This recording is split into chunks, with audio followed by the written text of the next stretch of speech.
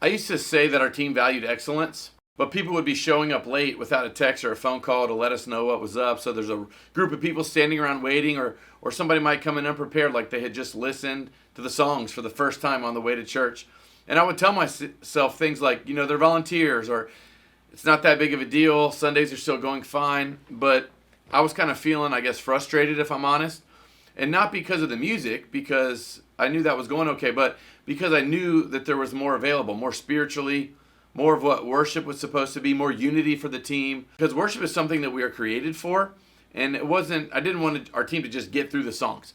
So I didn't really know how to lead through this without being that guy that's always frustrated. So if you've ever felt that tension, you're not alone. I totally get it.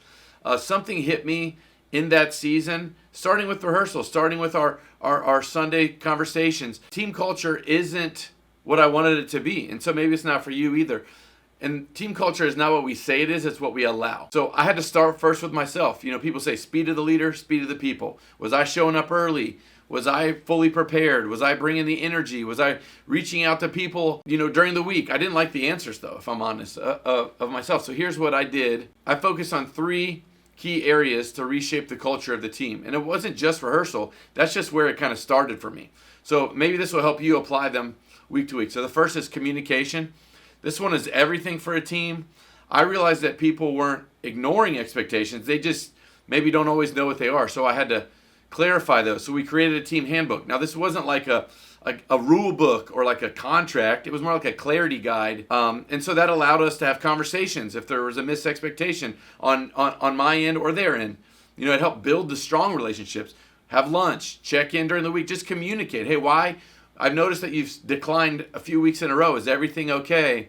Whatever. The second thing, practice versus rehearsal. So I grew up just thinking, it's rehearsal. You get together and you practice. You learn the songs as you go. But it's more about preparing your hearts together than it is learning the song. So practice happens during the week.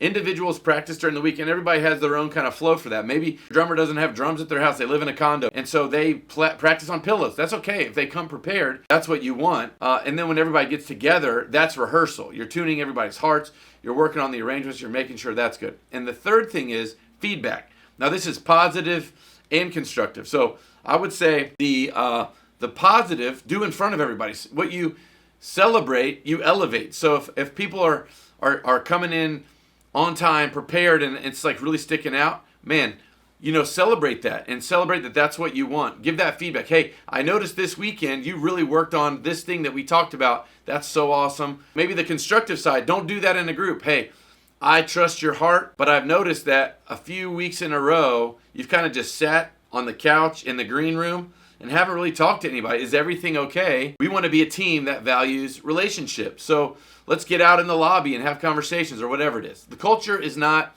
going to build itself. It's going to follow your lead. And so if God has called you to lead, which I believe he has if you're watching this, then he's going to equip you to do it. So just start. We're all learning together. There are things that I need to learn, things that you need to learn. We can learn from each other. Try this week. Pick one cultural value that you want to have and try to reassess it and then reinforce it this week. I created a team assessment, a self-assessment, like a Google Doc, a PDF where you can kind of review some questions to determine what are the strengths and weaknesses of your team. So there's a link below in the description. You can click that and you'll get that assessment, and it kind of just gives you an idea of where your team is. I would love to help you. So if you want help with anything, just shoot me an email or whatever. Find me on Instagram, send me a DM. I would love to figure out. I don't have all the answers, but I have learned a lot the hard way. So I'd love to help you. If you are a worship leader and this is valuable to you, would you mind liking and following and subscribing? Comment below. Let me know what's something you've learned, maybe that I didn't mention, that has been valuable to you, and we can continue to learn together, grow together, lead together.